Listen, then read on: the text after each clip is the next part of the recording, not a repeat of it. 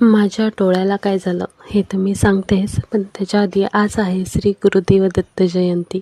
So तुम्हा सगळ्यांना श्री गुरुदेव दत्त जयंतीच्या खूप खूप शुभेच्छा.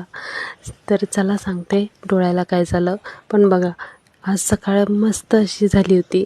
ही उठली होती, पण ह्यांची काही डोळ्यावरची झोप गेली नव्हती आणि थंडी पण खूप प्रमाणात होती.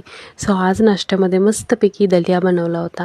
आणि मागच्या एका रेसिपीमध्ये मी जेव्हा दलिया दाखवला होता, त्याच्यानंतर मला परत लोकांच्या कमेंट आलेल्या की परत एकदा दाखव. तर मी काय करते, कढईमध्ये फक्त कढीपत्ता, थोड्याशा भाज्या अशी फोडणी देते आणि मग हा दलिया त्यात टाकून मस्त परतून घेते. मॅगी मसाला, हळद, थोडंसं मीठ असं थोडेफार मसाले घालून ह्या दोघींसाठी मी हा दलिया बनवते. ह्यामध्ये तिखट नसतं.